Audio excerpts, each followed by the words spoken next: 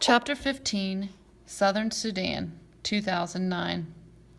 Even though the water spraying out of the borehole was brown and muddy, some of the little boys wanted a drink right away, but their mothers held them back. The men kept on working with the drill.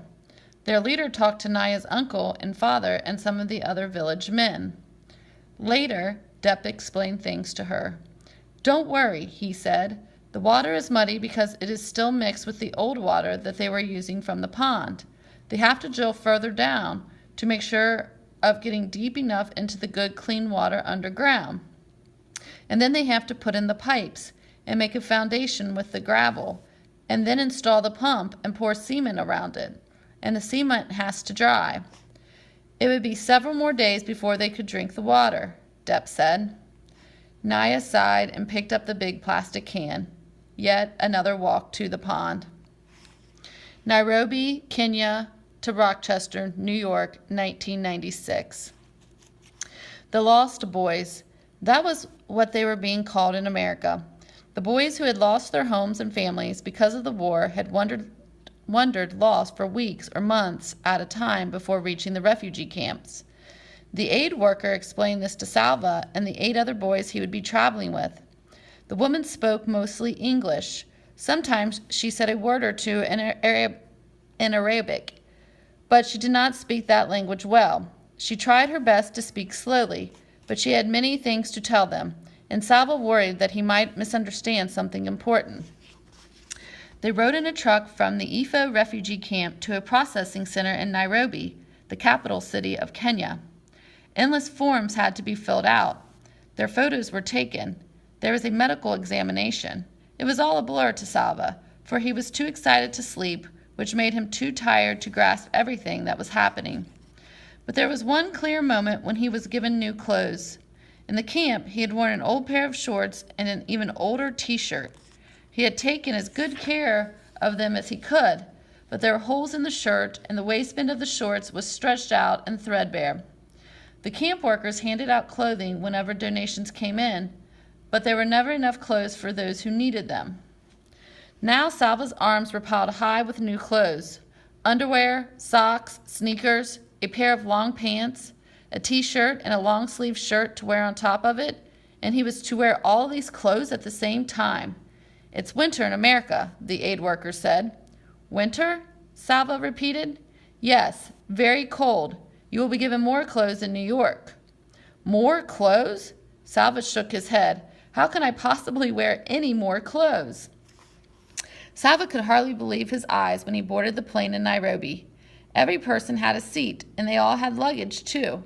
With all those people, hundreds of heavy padded chairs, and all those bags, how would the plane ever get off the ground?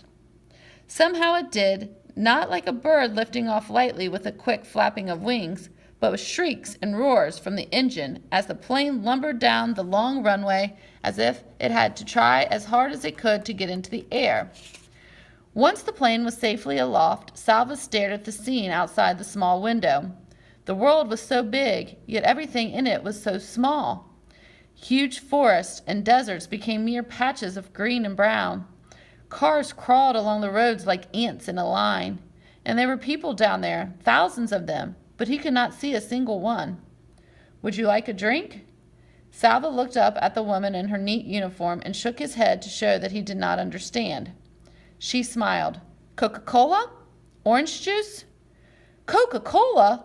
Long ago, Salva's father had once brought a few bottles of Coca-Cola back from his trip to the market.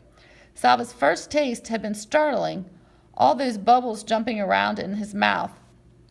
What a rare treat it had been. "Coca-Cola, thank you," Salva said. And with each sip, he remembered his family passing the bubbles from hand to hand, laughing at the tickly bubbles, sharing and laughing together. The journey to Salva's new home required not one, not two, but 3 planes. The first plane flew from Nairobi to Frankfurt, in a country called Germany. It landed with an alarming thump, then braked so hard that Salva was thrown forward in his seat. The strap across his stomach caught him hard. He took a second plane from Frankfurt to New York City. It too landed abruptly, but this time Salva was ready and he held tightly to the armrest. In New York City, the aid worker led the boys to different gates. Some would make the final leg of their trip alone, while others were in groups of 2 or 3. Salva was the only one going to Rochester. The aid worker said that his new family would be waiting for him there. On the plane to Rochester, most of the passengers were men traveling on their own. But there were some women, too, and a few families, mothers and fathers and children. Most of the people were white, beginning at the airport in Frankfurt. Salva had seen more white people in the last few hours than he had seen before in his whole lifetime. He tried not to stare, but he couldn't help studying the families closely. Thoughts kept looping through his mind. What if my new family isn't there? What if they have changed their minds? What if they meet me and don't like me? Salva took a deep breath. A step at a time, he reminded himself. Just this flight to get through, for now. The plane landed at last, its wheels screeching, while Salva gripped the armrest and braced himself for what was to come. There they were, smiling and waving in the airport lobby, his new family. Chris, the father, Louise, the mother, and 4 children. Salva would have siblings, just as he had before. He felt his shoulders relax a little on seeing their eager smiles. Salva said hello and thank you many times, for in his fatigue and confusion, these were the only words he felt sure about.